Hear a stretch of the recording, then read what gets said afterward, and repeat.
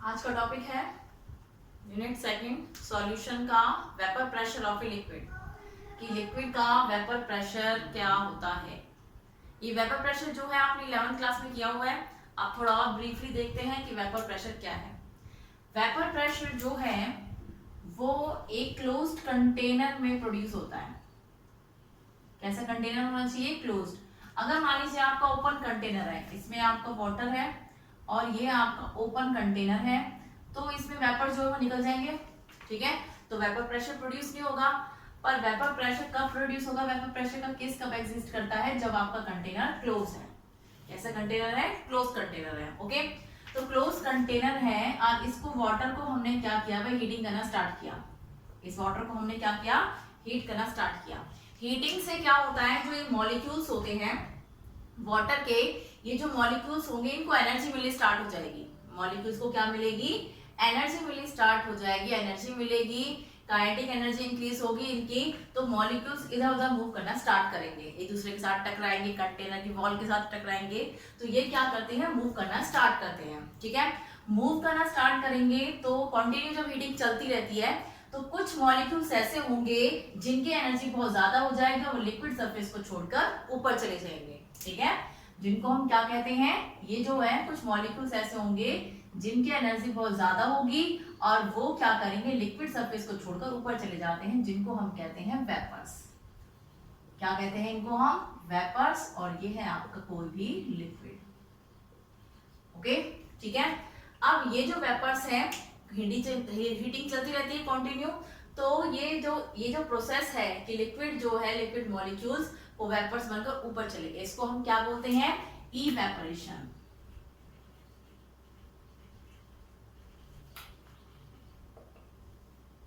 ठीक है, इसको हम क्या बोलेंगे?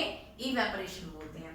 अब जो ये इवेपोरेशन हुआ, अब ये जो वेपर्स हैं यहाँ पर, ये जो यहाँ पर स्टिक हो गए हैं, चिपक गए हैं, जब कंटिन्यू हीटिंग होती रहती है तो ये इन मॉलिक्यूल्स की भी एनर्जी होती है, वेपर्स में भी एनर्जी होती है, ये भी इधर मूव करना स्टार्ट करते हैं इधर उधर, और ये कुछ टाइम बाद क्या होता है? ये जो वेपर्स हैं ये वापस से ये लिक्विड में रिकैप्चर हो जाते हैं, लिक्विड में वापस से आ जाते हैं। इसको क्या बोलते हैं हम? कंडेंसेशन। क्या बोलते हैं इसको? कंडेंसेशन। ओके, वेपर मॉलिक्यूल्स का दोबारा से लिक्विड में रिकैप्चर हो जाना क्या कहलाएगा? कंडेंसेशन कहलाता है। ठीक है, और ये जो स्टेज होती है जब इवेपोरेशन और कंडेंसेशन इक्वल अमाउंट में होते हैं, इक्वल होते हैं मतलब जितने वेपर्स ऊपर जा रहे हैं उतने ही वेपर्स हमारे नीचे आ रहे हैं लिक्विड में। जब ये स्टेज इस लिक्विड में प्रोड्यूस हो जाती है उसको हम बोलते हैं इक्विलिब्रियम स्टेट। कौन सी स्टेट बोलते हैं? इक्विलिब्रियम। जहां पर इवेपोरेशन और कंडेंसेशन दोनों इक्वल होते हैं उसको हम क्या बोलते हैं? इक्विलिब्रियम। इक्विलिब्रियम ये क्या है? एट इक्विलिब्रियम पर ये कंडीशन होती है, इवेपोरेशन और कंडेंसेशन दोनों इक्वल होते हैं। ठीक है, तो यहाँ पर ये जो वेपर्स हैं, यहाँ पर ये जो प्रेशर एक्सर्ट करते हैं लिक्विड के सरफेस के ऊपर, ये प्रेशर एक्सर्ट करते हैं ये जो वेपर्स, उस प्रेशर को हम वेपर प्रेशर बोलते हैं। क्या बोलते हैं उसको? वेपर प्रेशर बोलते हैं। ठीक है, ये जो वेपर्स होते हैं जो लिक्विड सरफेस से मॉलिक्यूल ऊपर जाते हैं और यहाँ पर ये जो वेपर्स प्रेशर एक्सर्ट करते हैं, इस प्रेशर को हम वेपर प्रेशर कहते हैं। ठीक है, तो वेपर प्रेशर की डेफिनेशन आप कैसे दोगे? कि the pressure exerted by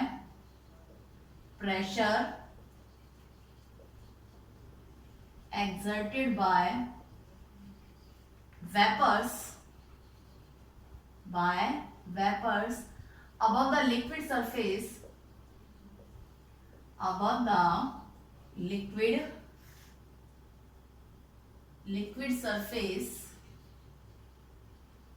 at equilibrium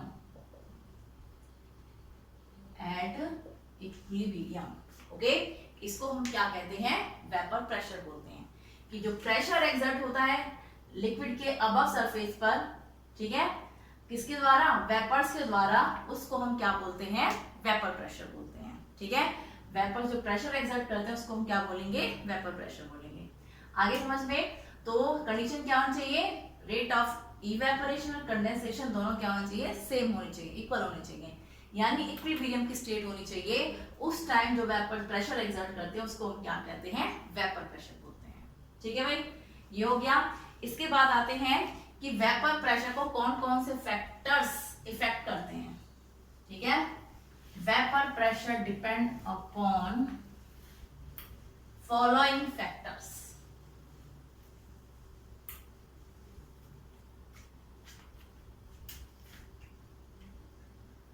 vapour pressure depends upon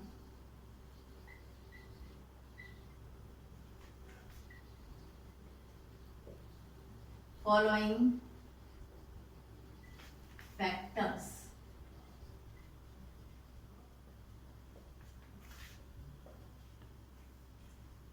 Depends upon following factors। Okay, चलिए अब देखिए क्या है ये जो है फैक्टर्स, इन फैक्टर्स में से सबसे पहला फैक्टर है आपका टेम्परेचर।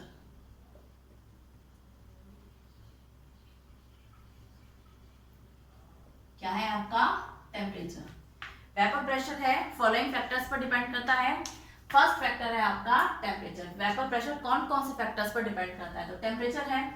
अगर टेम्परेचर ज्यादा होगा, अगर टेम्परेचर ज्यादा होगा तो क्या होगा, टेम्परेचर ज्यादा है तो आपका जो लिक्विड है उसके मॉलिक्यूल्स को उतनी ज्यादा एनर्जी मिलेगी।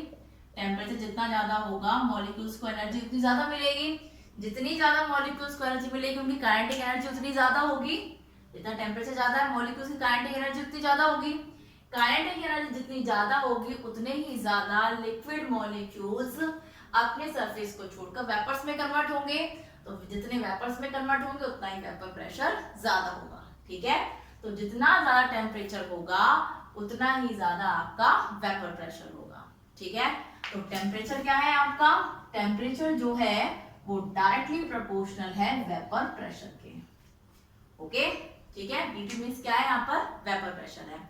जितना ज्यादा टेम्परेचर होगा काइनेटिक एनर्जी मॉलिक्यूल्स की उतनी ज्यादा होगी, उतने ज्यादा से ज्यादा मॉलिक्यूल्स वेपर में कन्वर्ट होंगे और उतना ही ज्यादा आपका वेपर प्रेशर होगा। ठीक है, ओके। नेक्स्ट है आपका nature of liquid. Second point क्या है, सेकंड फैक्टर कौन सा है आपका, nature of liquid. Nature of liquid, nature of liquid. ठीक है, नेचर ऑफ लिक्विड में आप कैसे बताओगे कि ये कैसे अफेक्ट करता है वेपर प्रेशर को। कोई लिक्विड है आपका, अगर उसके मॉलिक्यूल्स के बीच का force of attraction, intermolecular force उसका अगर स्ट्रॉन्ग है, मॉलिक्यूल्स के इंटरमॉलिक्यूलर फोर्स उनका कैसा है मॉलिक्यूल्स का, अगर स्ट्रॉन्ग है, स्ट्रॉन्ग इंटरमॉलिक्यूलर फोर्स है किसी भी लिक्विड के मॉलिक्यूल्स का, तो वो जो मॉलिक्यूल्स हैं वो कम वेपर्स में कन्वर्ट होंगे। ठीक है, मान लीजिए कोई लिक्विड है, इसके मॉलिक्यूल्स का जो फोर्स ऑफ अट्रैक्शन है वो कैसा है, स्ट्रॉन्ग है। कैसा फोर्स है इनके बीच का, स्ट्रॉन्ग फोर्स है। तो उतने ही ज्यादा ये मॉलिक्यूल्स क्या है, आपस में कनेक्ट है, आपस में बॉन्डेड है, और उतने ही कम ये क्या होंगे, वेपर्स में कन्वर्ट होंगे। स्ट्रॉन्ग इंटरमॉलिक्यूलर फोर्सेस है इनके बीच में। ठीक है, तो ये क्या होंगे, उतने ही कम वेपर्स में कन्वर्ट होंगे, और जितने कम वेपर्स में कन्वर्ट होंगे वेपर प्रेशर क्या होगा, उतना ही कम होगा। ठीक है, जितना ज्यादा inter force of attraction molecules के बीच में ज्यादा होगा, ठीक है, मॉलिक्यूल्स के बीच में जितना फोर्स ज्यादा होगा उतने ही कम मॉलिक्यूल्स वेपर्स में कन्वर्ट होंगे, और जितने कम मॉलिक्यूल्स वेपर्स में कन्वर्ट होंगे वेपर प्रेशर आपका उतना ही कम होगा। ठीक है, फॉर एग्जांपल के लिए स्ट्रॉन्ग फोर्स ऑफ अट्रैक्शन किसमें होता है, वाटर में होता है। किसमें होता है, वाटर में। अगर स्ट्रॉन्ग फोर्स होंगे तो क्या होगा, आपका वेपर प्रेशर कम होगा। ठीक है, अगर किसी लिक्विड के बीच में फोर्स ऑफ अट्रैक्शन वीक है, कैसी है फोर्स ऑफ अट्रैक्शन, वीक है, तो वीक फोर्स ऑफ अट्रैक्शन है, कम टेम्परेचर से उनकी एनर्जी ज्यादा हो जाएगी, बॉन्डिंग टूट जाएगी कम टेम्परेचर से ही, एंड काइनेटिक एनर्जी इंक्रीज हो जाएगी, और ज्यादा से ज्यादा लिक्विड क्या होंगे, वेपर्स में कन्वर्ट हो जाएंगे, इसलिए उनका वेपर प्रेशर भी कैसा होगा, ज्यादा होगा। ठीक है, तो जिनका वीक इंटरएटॉमिक फोर्स होता है वो कौन से होते हैं, वीक वाले। फॉर एग्जाम्पल के लिए क्या हो गया, आपका पेट्रोल हो गया। ठीक है, और पेट्रोल हो गया, और क्या हो सकते हैं, डाई इथाइल ईथर ले सकते हैं हम, क्या ले सकते हैं, डाई इथाइल ईथर। ओके, ये क्या है आपके, जिनमें वीक फोर्स ऑफ अट्रैक्शन होता है जिन लिक्विड्स में। ओके, तो ये है आपका पेट्रोल डाइथाइल ईथर। तो इनका क्या होगा, इनका वेपर प्रेशर ज्यादा होगा। इनका वेपर प्रेशर कैसा होगा, वेपर प्रेशर इनका ज्यादा होगा, इंक्रीज होगा, इंक्रीजेस, ठीक है, क्योंकि इनके बीच का फोर्स ऑफ अट्रैक्शन स्ट्रॉन्ग है, हीटिंग से इजीली वेपर्स में कन्वर्ट हो जाते हैं। बट जो वाटर है इसके मॉलिक्यूल्स के बीच में फोर्स ऑफ अट्रैक्शन स्ट्रॉन्ग होता है, क्योंकि मॉलिक्यूल वाटर में क्या होता है, del H positive del negative, ठीक है, पॉजिटिव नेगेटिव अट्रैक्शन ज्यादा होती है, जिसकी वजह से ये क्या होगा, इजीली वेपर्स में कन्वर्ट नहीं होता है, ठीक है। तो दो फैक्टर्स हैं आपकी, तो टेम्परेचर हो गया, अलग नेचर ऑफ लिक्विड हो गया। ये दो फैक्टर्स ऐसे हैं जो वेपर प्रेशर को इफेक्ट करते हैं, उस पर इफेक्ट डालते हैं। ओके, नेक्स्ट है आपका रॉड्स लॉ। नेक्स्ट टॉपिक है रॉड्स लॉ।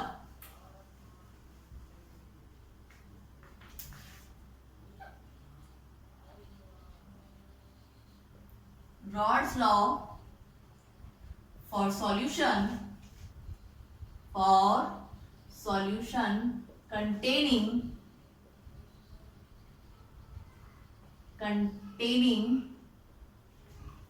non volatile, पहले volatile का केस ले लेते हैं, containing volatile solute,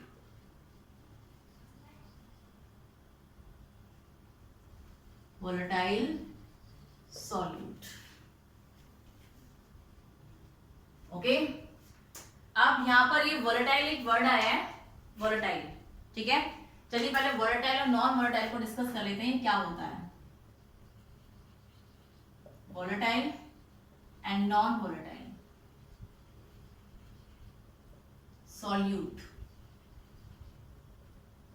ये भी है आपका सॉल्यूट, ठीक है। चलिए देखते हैं वोलेटाइल सॉल्यूट्स क्या होते हैं एंड नॉन वोलेटाइल सॉल्यूट क्या होते हैं।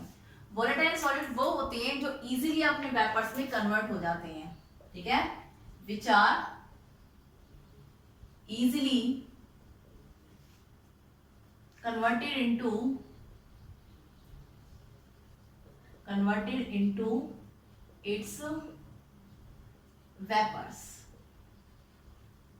ओके, जो इजीली अपने वेपर्स में कन्वर्ट हो जाते हैं वो कौन से होते हैं, वोलेटाइल। एंड नॉन वोलेटाइल कौन से होते हैं, which are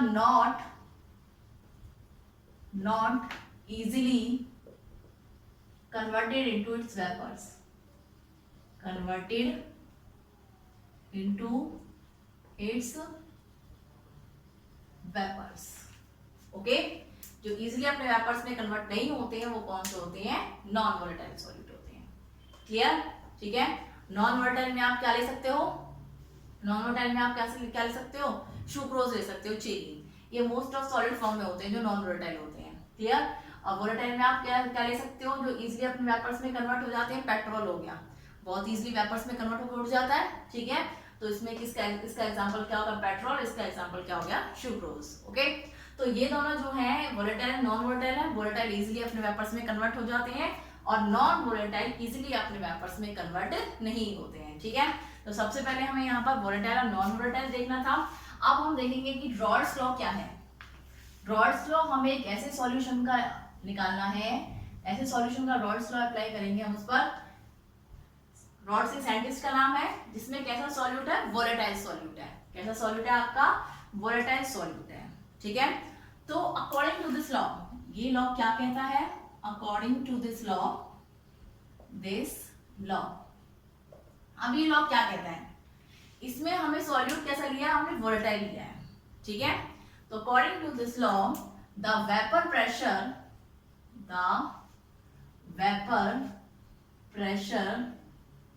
of a component in a solution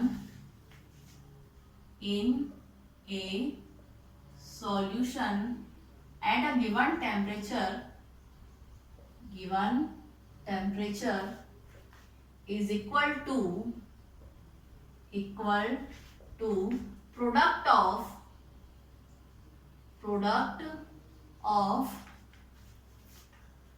vapour pressure, VP लिख दिया है मैंने वेपर प्रेशर को, यहाँ पर vapour pressure of its pure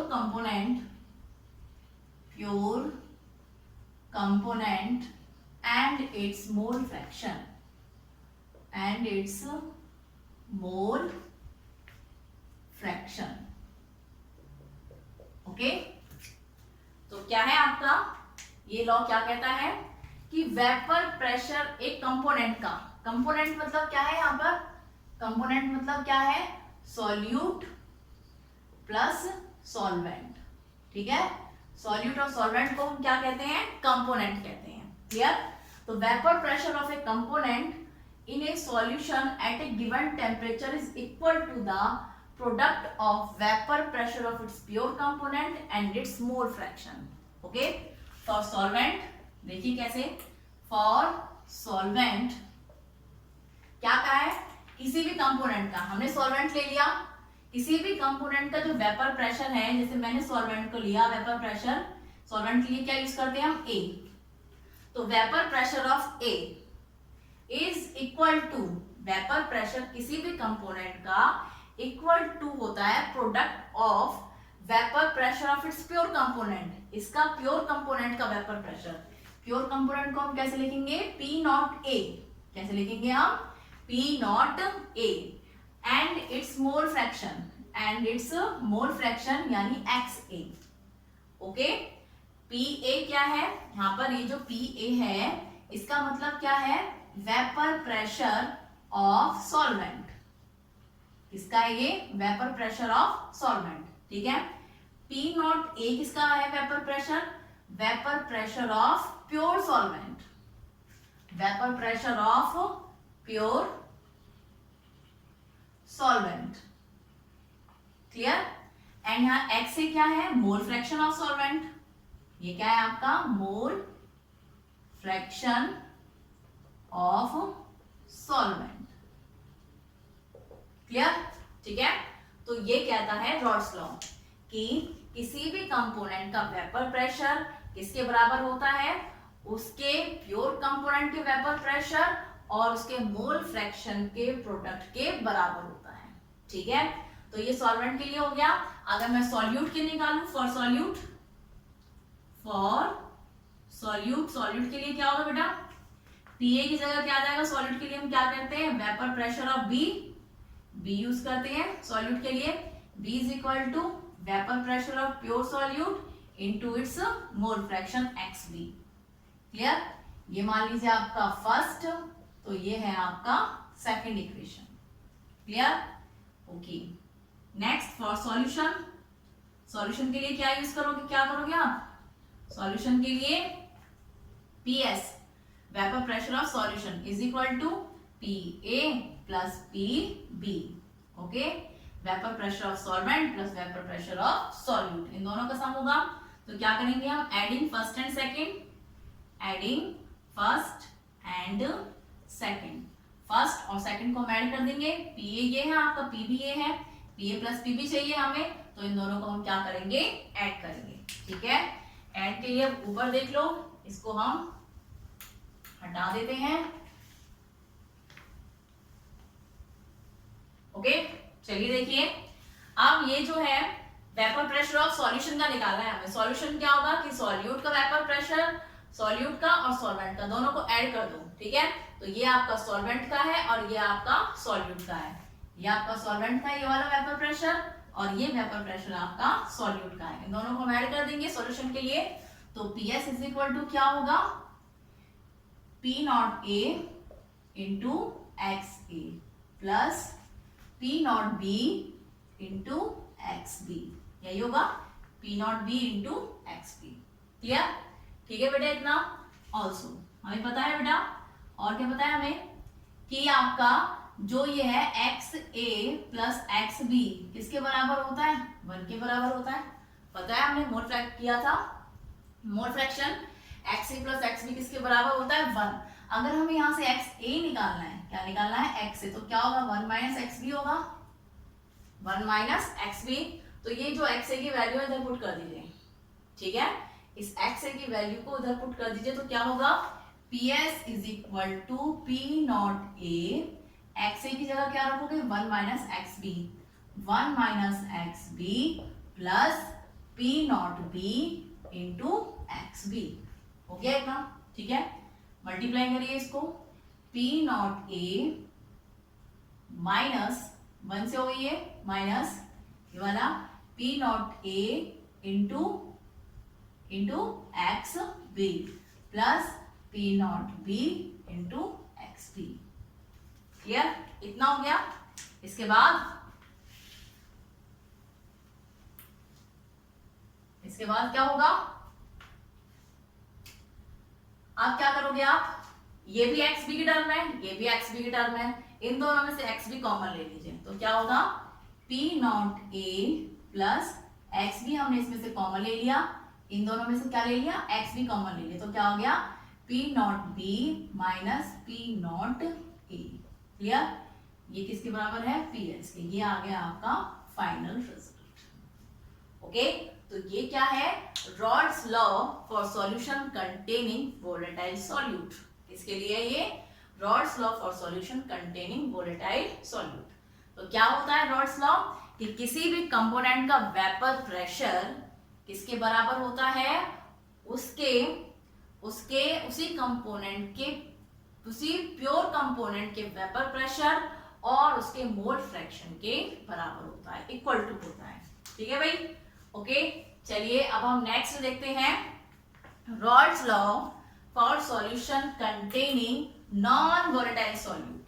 अब हम किसके लिए देखेंगे, नॉन वोलेटाइल सॉल्यूट के लिए देखेंगे। तो वोलेटाइल के लिए देख लिया, और आप किसके लिए देखेंगे, नॉन वोलेटाइल के लिए। ठीक है, नॉन वोलेटाइल सॉल्यूट कौन से होते हैं, जो इजीली अपने वेपर्स में कन्वर्ट नहीं होते हैं। ठीक है, rods law for solution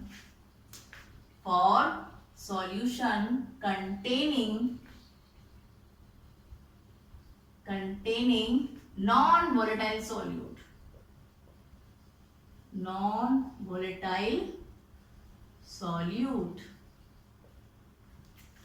okay. चलिए भाई अब ये देखते हैं, अकॉर्डिंग टू दिस लॉ, ये लॉ क्या कहता है, ये लॉ कहता है, इसमें आपको एक बात समझनी है, non volatile solute that means जो इजीली अपने वेपर्स में कन्वर्ट नहीं होते हैं, वो नॉन वोलेटाइल सॉल्यूट्स होते हैं। अब इसमें जो वेपर प्रेशर होता है किसी भी सॉल्यूशन का, वो सॉल्यूशन क्या करता है, नॉन वोलेटाइल सॉल्यूट कैरी करता है। ठीक है, तो vapour pressure of A solution, चलिए लिख दीजिए, vapour pressure of A solution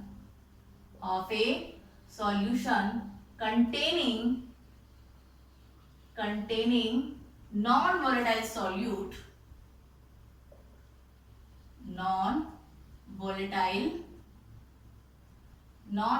solute is directly proportional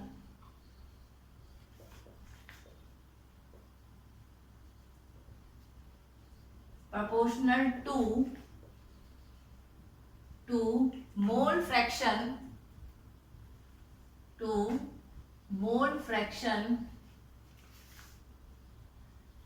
mole fraction of solvent at a given temperature,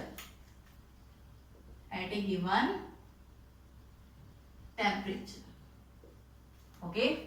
क्या कहता है कि उस सॉल्यूशन का वेपर प्रेशर जिसमें नॉन वोलेटाइल सॉल्यूट है, उस सॉल्यूशन का वेपर प्रेशर जिसमें नॉन वोलेटाइल सॉल्यूट है डायरेक्टली प्रोपोर्शनल होता है उस सॉल्यूशन के सॉल्वेंट के मोल फ्रैक्शन के। ठीक है, ये है वेपर प्रेशर ऑफ सॉल्यूशन। ठीक है, इसमें नॉन वोलेटाइल सॉल्यूट है, vapour pressure of solution is directly proportional to the mole fraction of solvent यानी XA।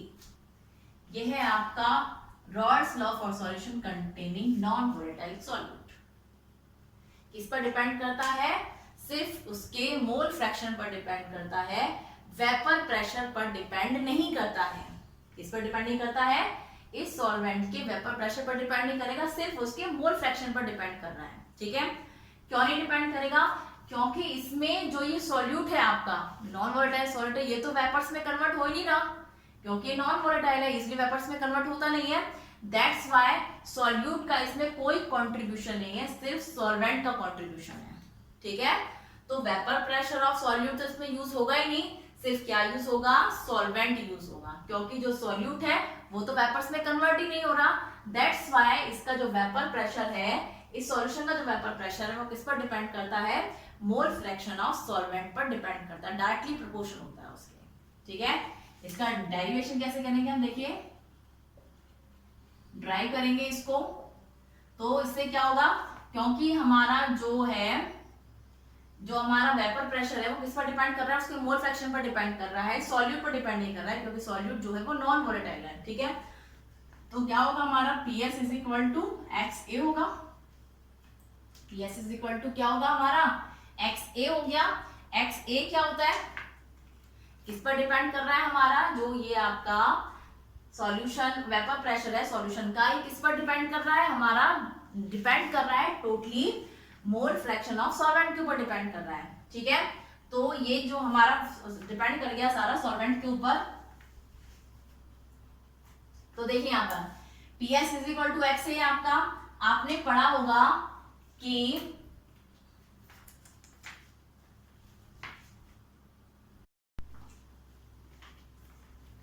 तो इसमें जो वेपर प्रेशर है सॉल्यूशन का वो किस पर डिपेंड करता है, सॉल्यूशन का वेपर प्रेशर डिपेंड करता है वेपर प्रेशर ऑफ सॉल्वेंट पर, सॉल्वेंट के वेपर प्रेशर पर डिपेंड करता है यहाँ पर सॉल्यूशन का वेपर प्रेशर, क्योंकि सॉल्यूट जो है वो तो अपने वेपर्स में कन्वर्ट हो ही नहीं रहा, नॉन वोलेटाइल सॉल्यूट है, तो उसका वेपर प्रेशर यहाँ पर नहीं होगा, यहाँ पर सिर्फ किसके वेपर प्रेशर पर डिपेंड करेगा, सॉल्यूशन का वेपर प्रेशर सॉल्वेंट के पर। ठीक है, तो PA क्या होता है, मोल फ्रैक्शन में पढ़ा था, PA is equal to XA, PA क्या होता है, P naught A into XA, ये होता है आपका मोल फ्रैक्शन में, आपने पढ़ा था ये रॉल्स लॉ में पढ़ा था फॉर वोलेटाइल सॉल्यूट में। ठीक है, कि PA क्या होता है, P naught A into XA, अभी हमने इससे पहले किया था Raoult's law for volatile solute, उसमें हमने किया था PA is equal to P naught A into XA, होता है ये। ठीक है, अब यहाँ पर ये जो P नॉट A है ये कांस्टेंट टर्म है, क्योंकि ये प्योर सॉल्वेंट के लिए, इसका वेपर प्रेशर है ये प्योर सॉल्वेंट का है, दैट्स व्हाई ये क्या है आपका कांस्टेंट है, P naught A is equal to constant, ये यहाँ पर कांस्टेंट है, तो PA क्या हो जाएगा आपका, PA is equal to XA, क्या हो जाएगा, PA is equal to XA, तो PS क्या है आपका, ये PS है। ठीक है, तो PS क्या हो जाएगा, PS is equal to XA हो जाएगा। क्लियर, तो सॉल्यूशन का वेपर प्रेशर मोल फ्रैक्शन किसके है, इसका सॉल्वेंट के मोल फ्रैक्शन के इक्वल टू होता है, डायरेक्टली प्रोपोर्शनल होता है। क्लियर, तो ये है आपका Rawls law for solution containing non volatile solute. Clear, ठीक है, चलिए